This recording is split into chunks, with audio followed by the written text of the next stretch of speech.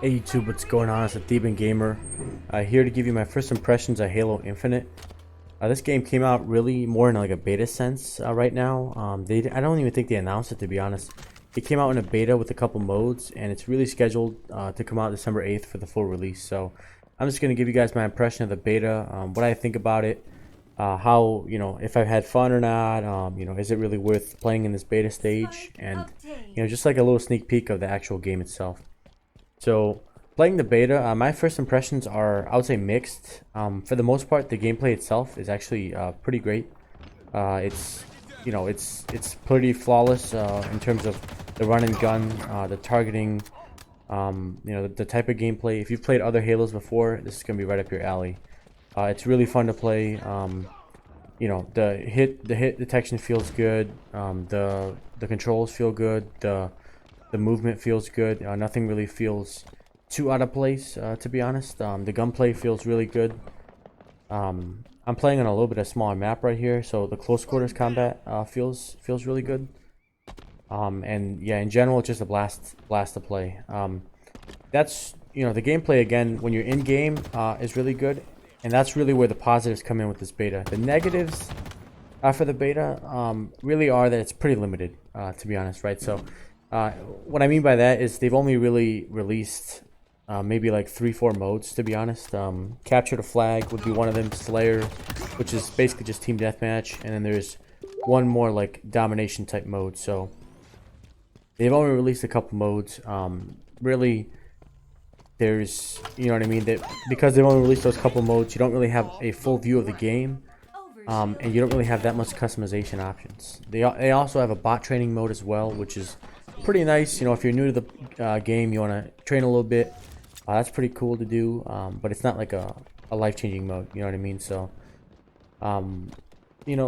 my initial impressions are mixed, but I'm still having a lot of fun in the gameplay. And really, for me, gameplay is what matters most. Some of the other stuff in the game may not be like top tier, right? But if the gameplay is good, then we don't have to really how do I say it? Like, if the gameplay is good, then I'll keep coming back, you know what I mean?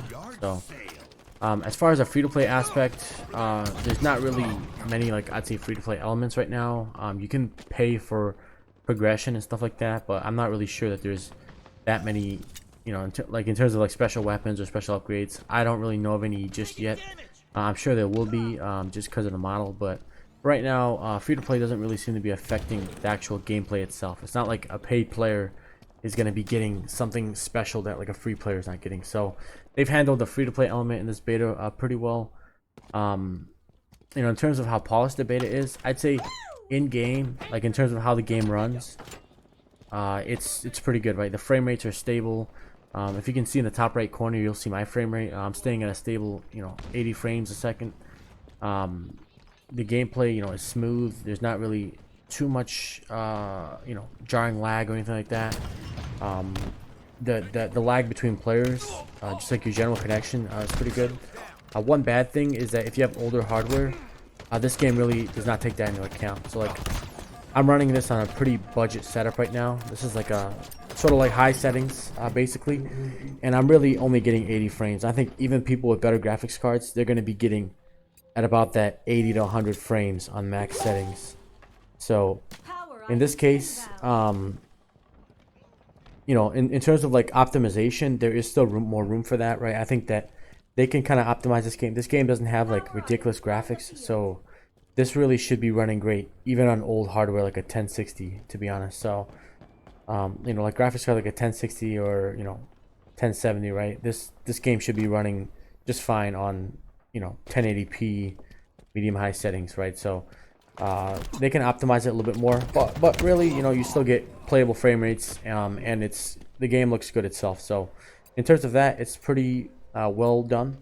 But the bad things come in the menus and in the load times, right? The load times are ridiculous, right? And I have a pretty decent processor. With other games, I have no issues with the load times. I have a SSD as well, so I really don't have issues with any other game with load times. But with this game, for some reason, it just feels like the load times are excessive. I don't know why. Again, maybe it's a newer title. It just needs a better CPU or something like that. But I have a pretty new CPU as well, so I'm not really sure. I guess like why this would be the case, but yeah, you'll see like longer load times than really than regular. And yeah, those are kind of like my first impressions. You know, it can use some more polish. I want to wait to see like what the rest of the modes look like, because I know that, you know, they'll release obviously all the customary modes, the forge, all those things. They're gonna release those at a much later date. So you know, I'm gonna wait to see what those look like before we do the full review. These days, a lot of games, you know, even if they come out as a $60 release, right? They don't really come out as a, how do I say it? Like, they don't come out as a full game. They still need to be patched, and they still need to add things to the game. So, you know, for Halo Infinite, right, this is kind of the same thing, right? They're gonna patch in a lot of this stuff.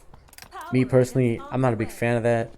You know, patching and stuff after release. I'm more of a fan of, you know, just release a finished game, right? Release a finished game, and if it has small issues, then patch them in, right? But release a finished game so everyone can kind of enjoy the game, right?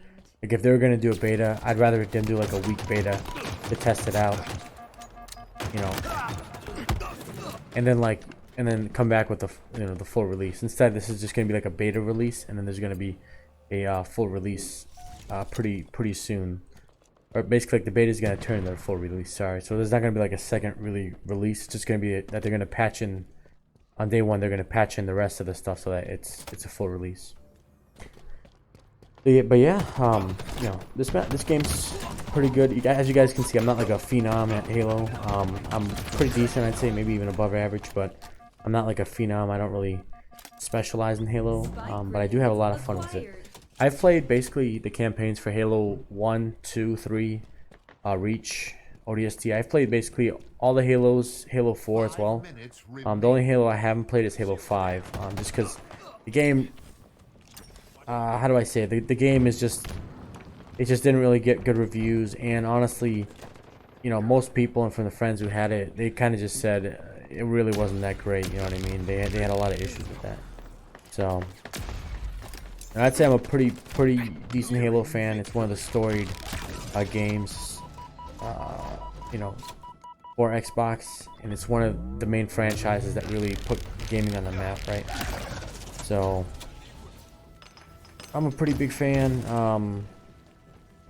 and yeah, this I think will be the last Halo, so they're gonna end Master Chief's story with this one. I think that's probably a good thing. With Halo 5, you know, again, I haven't played it myself, but I've heard pretty bad reviews on that story, and you know, with Master Chief, right?